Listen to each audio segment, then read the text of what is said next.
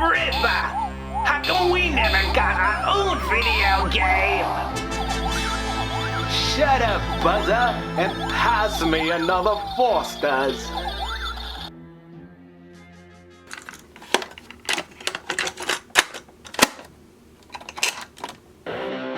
The 80s and 90s were great times to be a kid.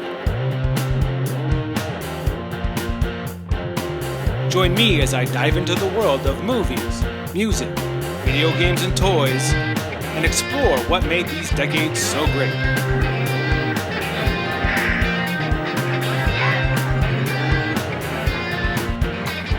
This is the Big Retro Show.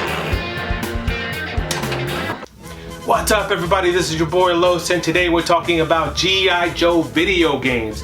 Now, G.I. Joe was my favorite toy line back in the day, along with He-Man and Transformers. But did G.I. Joe ever get the proper treatment on the home console systems? Was there ever a good G.I. Joe video game made? Let's find out. Capitalizing on the popularity of the hugely successful toy line, Parker Brothers released G.I. Joe Cobra Strike in 1983 for the Atari 2600, making it the first official G.I. Joe video game. The game cover basically gives away the plot of the game. A big Cobra is attacking the Joe's training camp, and it's your job to protect the new Joe recruits while they run to safety. The object of the game is not only to protect your fellow Joes with some shields, but to fire cannons at the big Cobra. The cannons are located at the opposite side of the screens, and it can be challenging to prioritize the game. In order to fire your guns, the shield needs to be right next to the gun that you want to fire, leaving your men open to attack. Sometimes you get lucky and absorb fire from the Cobra while you are on your way to the opposite side of the screen to fire your gun. I did it a few times while capturing footage for this game. You have to ask yourself that all-important question when playing the game. Do you guard your men? Or do you take the perfect opportunity to strike at Cobra? After roughly 8 hits, you destroy the Cobra and, surprise! A new one spawns in its place. The game's graphics and sounds were reflective of the Atari 2600 era of gaming. Even so, the game has not aged well and is mediocre at best.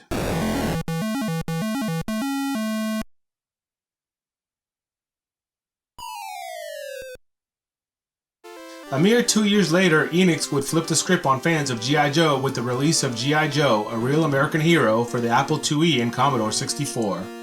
Let me tell you, it was a big improvement over Cobra Strike. First of all, the graphics benefited from 2 years of technology that was built into the Commodore 64 and the Apple IIe. The footage you are seeing here is from the Commodore 64 version of the game. The premise of the game is to stop Cobra once again from taking over the world. Seeing the roster of enemies and playable characters that this game had to offer pumped you up even more. No longer was Cobra just a big old snake that shot lasers at you. These were the actual guys who were in the cartoon. This was a big deal for all the 80s kids who loved the show and toy. The game involves 2 basic styles of gameplay, vehicle-to-vehicle combat and one-on-one run and gun. The vehicle stages place you in a Dragonfly helicopter as Wild Bill, a Sky Striker as Ace, a Mobat as Steeler, or a Vamp as Clutch. Maneuvering through the vehicle stages was clunky for all except the Mobat and the Dragonfly. The Sky Striker is the worst to maneuver. The stages involve shooting his tanks, radar placements, and mines. The hit detection in the vehicle stage was wonky at best. You had to get a basic idea of where your target was, circle around, fire into the screen above you, and arrive just as the missile was hitting the target. If you didn't do this, the missile would not register the hit, which is hugely frustrating, but really easy to get used to. Go figure. The other part of the game involved choosing a Joe hero to face off in a one-on-one run and gun against a Cobra member. Each Joe had their strengths and weaknesses and favorite weapons. For example, Snake Eyes runs super fast around the screen and uses an Uzi. Duke isn't as fast and uses a rifle against his enemies. Scarlet and Spirit use a bow. You get the idea. The goal of the game is to hit your opponent 3 times to win the round, with each match being a best of 3 competition. If you manage to beat your enemy, they go to jail at Joe HQ. Everyone knows that Joes don't actually kill anyone. While the game was not groundbreaking, it was a huge upgrade from the Atari game, and one of the first games that I bought when I obtained a Commodore 64 from a buddy of mine. So all of the good things that G.I. Joe, a real American hero for the Commodore 64 and the Apple IIe brought to the table were shattered by Virgin's Action Force series. Damn you, Virgin! Action Force, as G.I. Joe was known overseas, was 2 steps back for the G.I. Joe video game legacy. The game placed you in a Dragonfly as Wild Bill, whose mission it was to protect the G.I. Joe Awe Striker from various Cobra aircraft. Alright, I'm prepared to do battle, and I die crashing into the edge of the screen. And just like that, the game is over. No continues, no extra lives, just one chance to stop the enemy.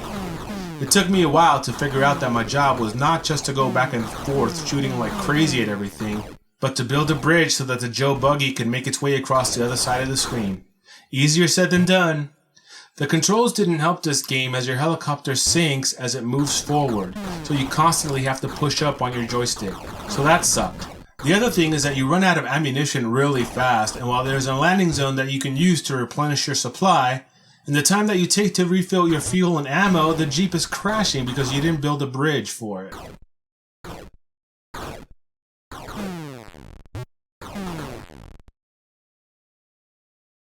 Believe it or not, this game got a sequel on the Spectrum called, you guessed it, Action Force 2. Look out, Cobra! Action Force is back! Once again, you have to protect the G.I. Joe from Cobra. This time it's Quick Kick, as he infiltrates the Cobra base and tries to rescue hostages. Your job is simply to protect Quick Kick. No thanks. Never really liked him anyway. I mean, come on. He's not Snake Eyes or anything. Alright. I actually like Quick Kick. Maybe it had to do with this game just not being appealing at all. I think the Commodore 64 spoiled G.I. Joe fans, and then Virgin basically assaulted them with this piece of bad programming. Sometimes I forget that this is a family show. The games do get better though. G.I. Joe on the Nintendo Entertainment System would bring the toy line back to prominence and give fans of the toys a reason to be excited. The game is basically a side-scrolling shooter that puts you in command of a 3-man team. Each stage is designed around a specific Joe in mind. For example, Blizzard is used in the snow level, Duke is a team leader for the forest level, and Snake Eyes leads the sewer mission. You get the point. The game allows you to switch between your team members at any time. Aside from your main weapon, you were given a melee attack, usually a punch, but in Snake Eyes' case it was a sword. You are sent out in the field to massacre Cobra by none other than General Hawk. Massacring Cobra is easier said than done. It takes some strategy to obliterate the enemy, and I found myself constantly switching between my team members right before my demise, so that I could continue attacking with a fresh man.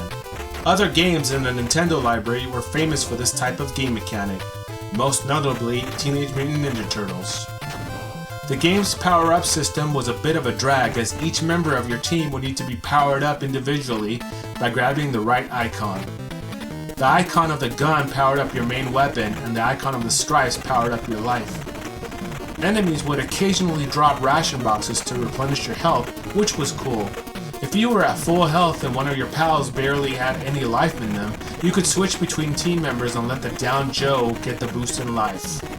A great aspect of the game was a variety of the enemies. A lot of famous Cobra vehicles and villains made their way onto the NES, and it added to the fun factor of the game. Another cool thing about the game was that you could jump into some of the vehicles that appeared in the cartoon. The game was put out by Taxon, a little-known company that also made 8 Eyes and Low G-Men, both great games on the NES.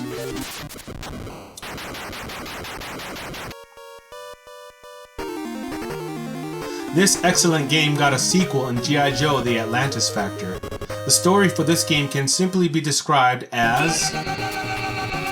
It involves Cobra raising the ancient city of Atlantis and plans to use its powerful secrets to take over the world. The big difference from the previous game is that Capcom took over the development of the game, and the same team that probably worked on the excellent Bionic Commando also worked on the Atlantis Factor. The map used in the game is very Bionic Commando-y. Once again, you are tasked with murdering Cobra, but this time, you start out as Hawk and you must find the members of your team. At the beginning of the game, you can only play as Hawk, but eventually you run into Wetsuit, Roadblock, Snake Eyes, Storm Shadow, on loan from Cobra of course, and Duke. The gameplay is similar to the previous game in that you can switch on the fly between the Joe members, and each of them have their strengths and weaknesses. Hawk has the all-around skills, Roadblock can crawl on his stomach under rocks to get to special areas, Wetsuit can go underwater, you get the picture. In addition, you can summon Gung Ho when you need some extra ammo. The game continued where the Real American Hero left off in terms of quality. The character sprites and gameplay mechanics were both in line with each other. One thing that I didn't talk about in both games was a rockin' soundtrack. Each of the tracks really showcased the power of the almighty NES sound chip.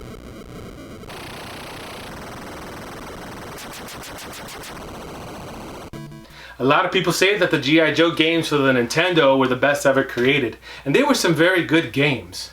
But believe it or not, there were some more games on the horizon that were even better than that. Sadly, the 16-bit era all but ignored our Real American Hero.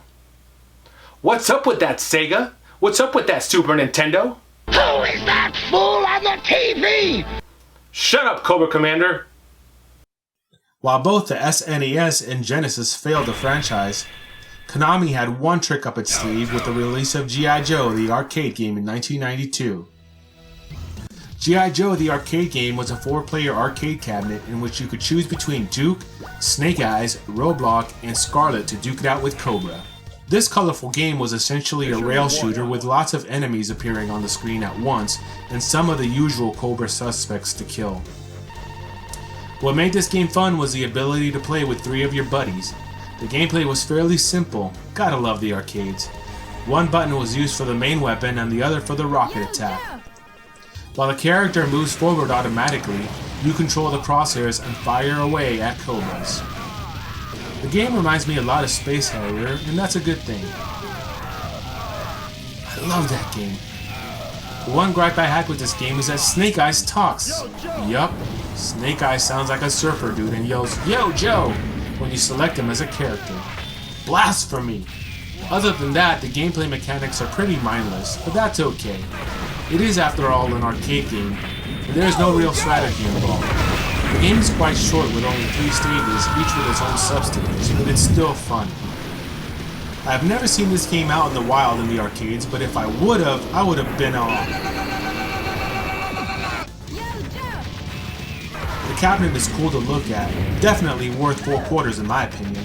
It would have been a perfect way for me to get my G.I. Joe fix as I was a teenager in 1992 and stopped playing with Joes 4 years earlier. So this game would have brought me back to the good old days.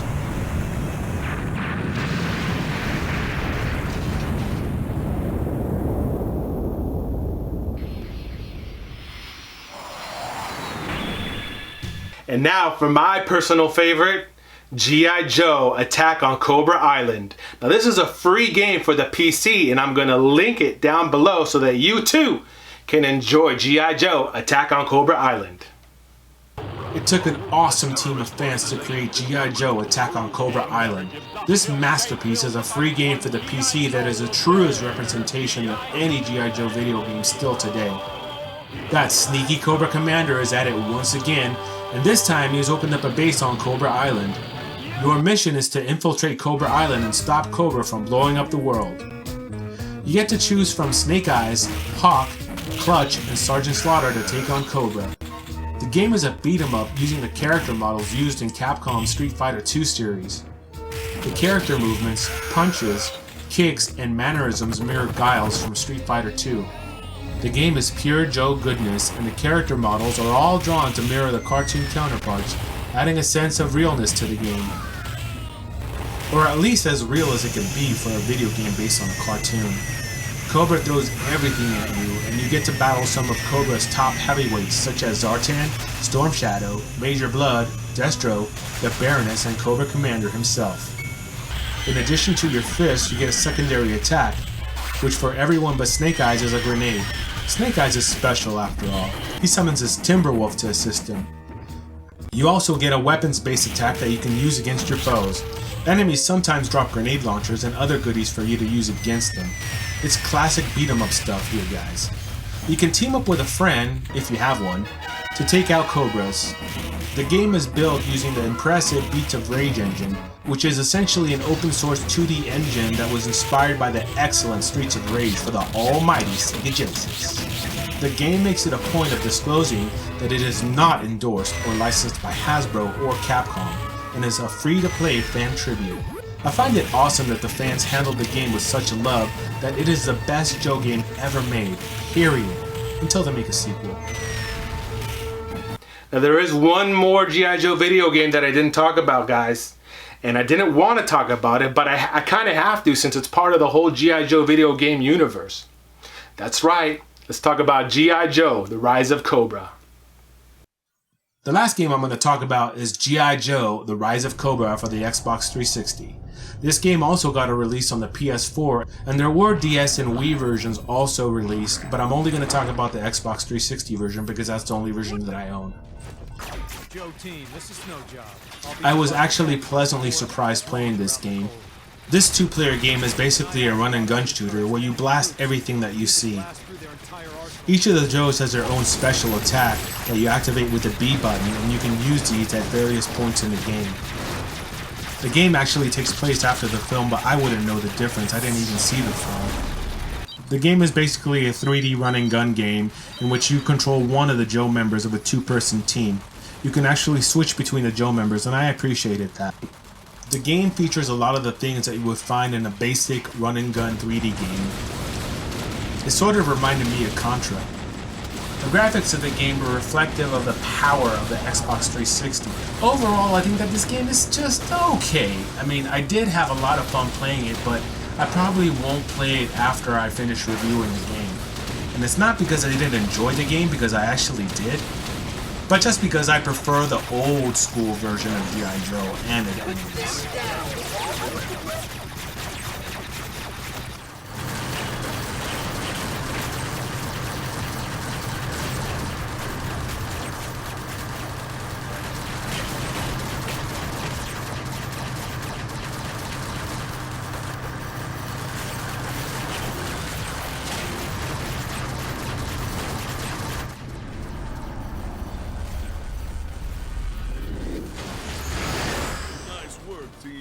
And that's going to do it for the Big Retro Show today, guys. I hope you enjoyed this episode. Let me know in the comments which games you thought were the best G.I. Joe games. And I hope you guys have a happy 4th of July weekend. Yes, it is the 4th of July here in the United States. You guys in the UK know that.